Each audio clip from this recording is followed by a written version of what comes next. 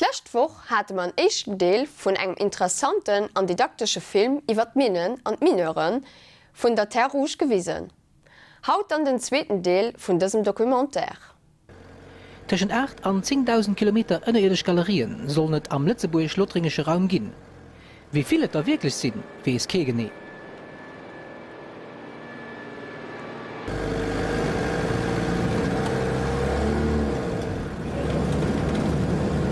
De Chargement. Die Minette vom letzten Tierhut müssen weggeräumt gehen. Dafür waren 340 Pferdstärk riesig Caterpillaren zuständig, die mit enger Schiff gleich 9 Tonnen Minette gepackt haben.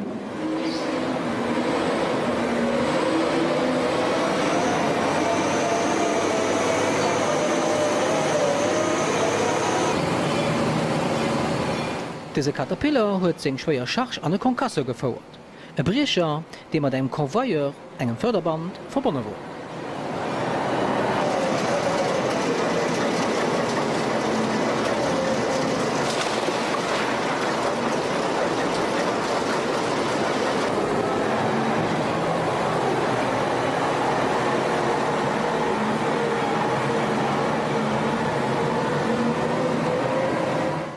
Hungrig haben die gierig Zähne vom Konkassor auf ihr Futter gewartet.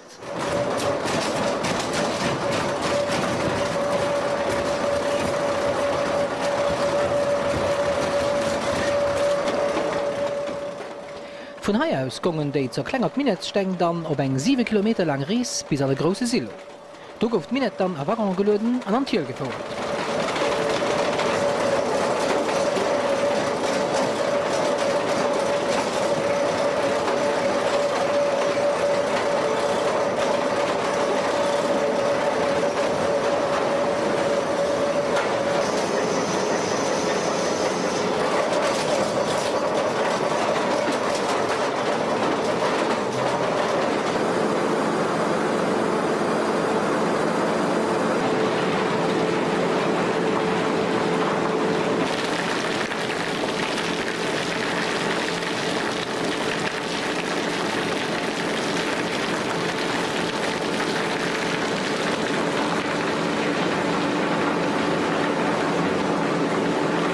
Bon, nous trouvons ici donc au poste de soutirage qui est le point final de tout le réseau de bandes que nous avons au fond. Nous avons ici donc des accumulateurs de 700 tonnes qui nous permettent de stocker la mine. Cette mine est ensuite chargée dans les wagons à partir du poste que vous voyez ici, automatiquement. Donc dans cette pièce, la personne qui est ici, qu'on appelle le soutireur, contrôle l'ensemble des réseaux des bandes qui sont chez nous, des bandes principales, avec les différents accus qui sont au nombre de 3, où il peut voir les niveaux.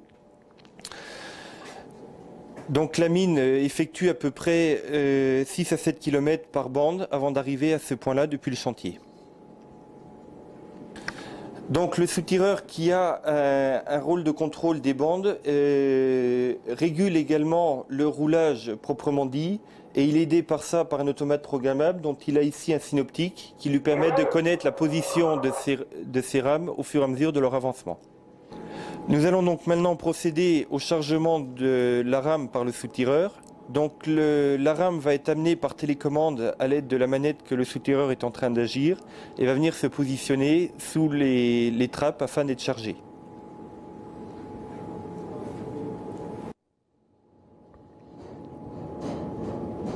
Voilà, on voit donc les premiers wagons qui arrivent. Il s'agit d'une rame de 12 wagons qui sont actuellement vides et donc qui vont être chargés en un petit quart d'heure.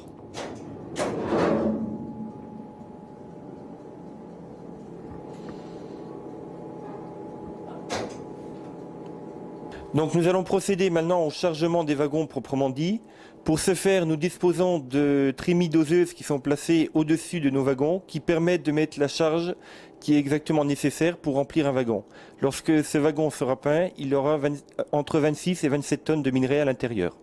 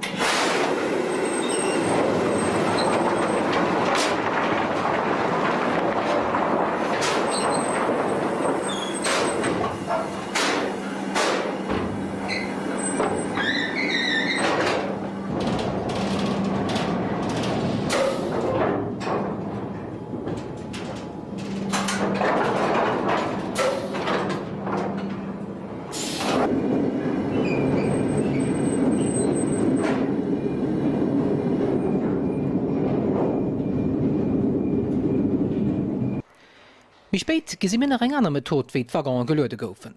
Fir runn awer nach e Blick an de großen Atelier vun der Min Terrouge. Den Atelier wo eng gros ënnerirdisch Garage, an der ball alles geflickt gouf, wat ënne kon futti goen. Vom Zenrad bis zur Dichtung, von der Batterie bis zum elektrischen Motor. Neicht huet gefehlt, fir am Fall von enger Pann so séier wie méiglech nees operationell ze ginn. Gouf noch Revisionen vun den Jumboen an Caterpillaren durchgefauert. Regelmäßiger Saat goufe noch de Maschinen hier Barboteuren, eng zocht flüssig Katalysator, an dem Doofgasen sozusagen Proppergewäsch goufen. Zum Auspuff kom dann quasi nimmer nach Wasserdampf raus. Ohne Barboteur wie hai ënnen den Ersatz vun de so großen Dieselaggregaten onmöglich gewircht.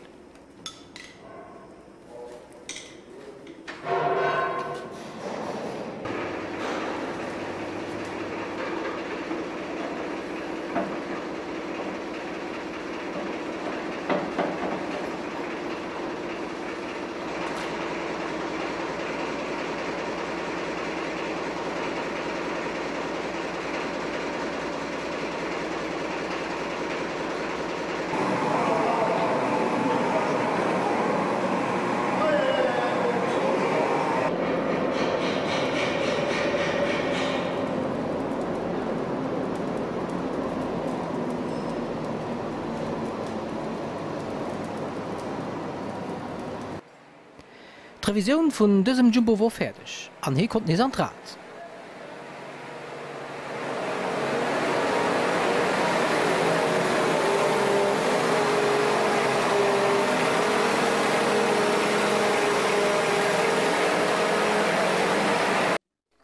Mais spektakulär wurde Chargement an einem Quartier, den an der Phase Final, der Phase de Dépilage war. Den Herr Mazoyer an den responsable Porion haben uns den Verlauf erklärt. Donc ces quartiers sont des quartiers qu'on appelle sur voie, c'est-à-dire qu'au lieu d'avoir des bandes sur lesquelles on déverse les minerais, on déverse directement le minerai à l'intérieur des wagons et à partir de là, il ressort toujours directement. Donc durant le chargement, le déplacement des wagons est effectué par une loco qui est télécommandée par le chargeur directement. Et lorsque la rame est pleine, à ce moment-là, le grand roulage est présent avec une rame de vide. Il prend les chargés, il laisse la rame de vide et on est reparti pour un nouveau cycle de chargement. Là, c'est la phase finale. Nous allons procéder au chargement d'une chambre de dépilage. Alors, ça a été une exploitation d'une tranche de 10 mètres qui a été repercée tout droit, refondue, puis refondue une deuxième fois pour laisser 2 piliers. Nous allons assister donc au chargement de ce tas de mines et il ne restera que 2 piliers qui seront prêts à être foudroyés.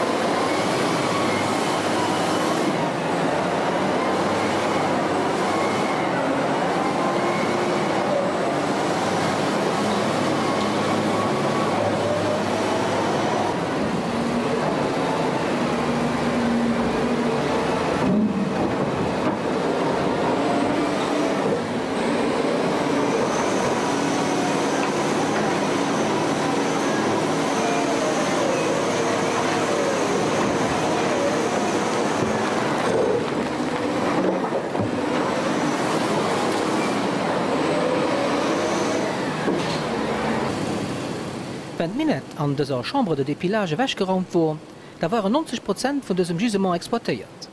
Iwrech bleiwen just 2 Pilien, die den Dach gedroht haben. Die goufen da gesprengt, das alles zusammengefallen, an diesen Teil von der Galerie gouf gesprengt. Das Minet gouf nicht durch den Konkassor geschickt, mehr direkt vom Caterpillar an den Waggon gelöst. Dabei hat der Chauffeur über die Fernsteuerung den Waggon selber gesteuert.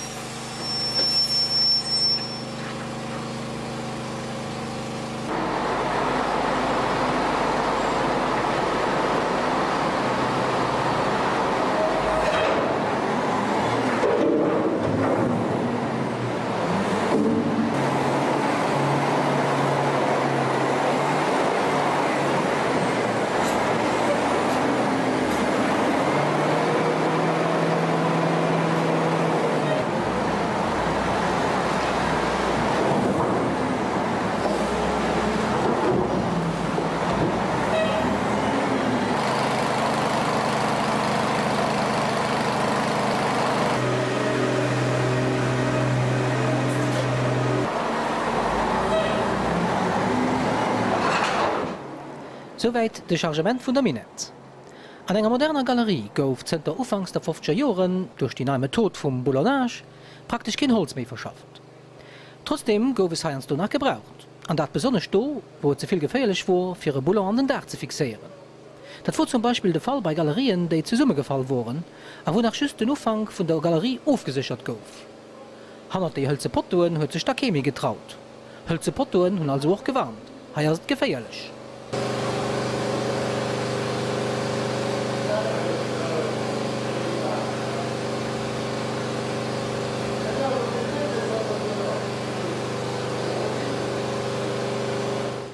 Natürlich goufe doch fir d'Sätze vun Hölzepottoen eng Maschine. Des 2 Mineuren wore grad dabei jen opzerichten.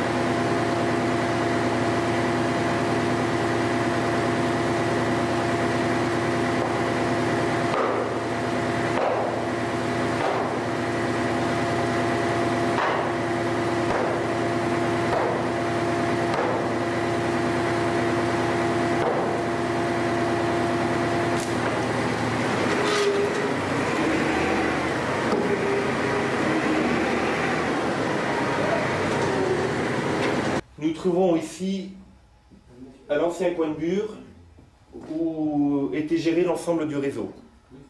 Donc à cette place-ci, il y avait une personne qui gérait donc à l'époque une douzaine de machines qui venaient des différentes mines, 3 à l'époque.